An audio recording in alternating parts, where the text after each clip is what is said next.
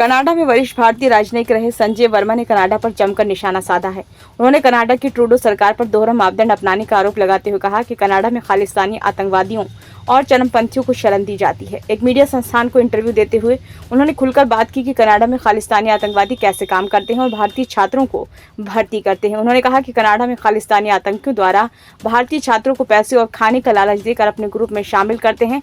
उन्होंने कहा वहां पढ़ने जाने वाले छात्रों के अभिभावकों को उन पर नजर रखनी चाहिए। उन्होंने कहा कि कनाडा में 2023 की जनसंख्या के मुताबिक कुल 3,19,000 भारतीय हैं। इनमें से अधिकतर छात्र हैं। इनको इस वक्त खालिस्तानी आतंकियों और चरमपंथियों से बड़ा खतरा है। उन्होंने कहा कि कनाडा की अर्थव्यवस्था को देखते हुए वहां नौकरियों का संकट है, इसलिए खालिस्तानी आतंकी भारतीय छात्रों को आसानी से अपनी झांसे में ले लेते हैं। वे भारतीय छात्रों को पैसे और भोजन देने की पेशकश भी करते हैं और अपनी योजनाओं पर काम कराते हैं।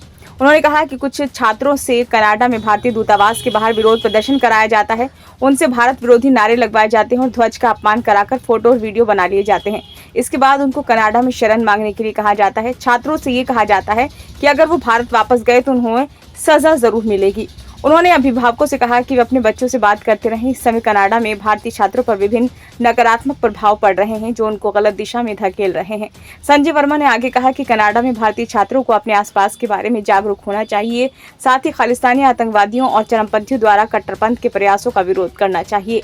उन्होंने कनाडा में रहने वाले छात्रों के माता पिता को सलाह देते हुए अपील की कि वे अपने बच्चों से नियमित रूप से बात करें और उनको समझने का प्रयास करें।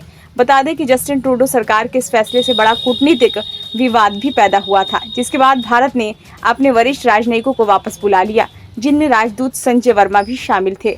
खालिस्तानी तत्वों को बढ़ावा देने में पाकिस्तान की भूमिका पर संजय कुमार वर्मा ने कहा कि हम जानते और समझते हैं कि पाकिस्तानी एजेंसियों के पाकिस्तानी चरमपंथियों और आतंकवादियों के साथ घनिष्ठ संबंध हैं। हम उन आतंकवादियों के उदाहरण देख सकते हैं जो पाकिस्तान में रह रहे थे। हाँ, वैश्विक संबंध है। मुझे इसमें कोई संदेह नहीं है कि ये वैश्विक संबंध कनाडा के लिए भी मान्य होंगे। उन्होंने कहा कि हम एक जिम्मेदार लोकतंत्र हैं, किसी भी देश के आंतरिक मामलों में हस्तक्षेप करने की हमारी नीति नहीं है।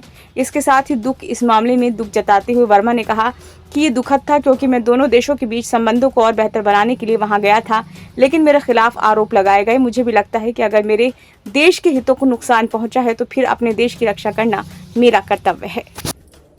ब्यूरो रिपोर्ट, नई दिल्ली।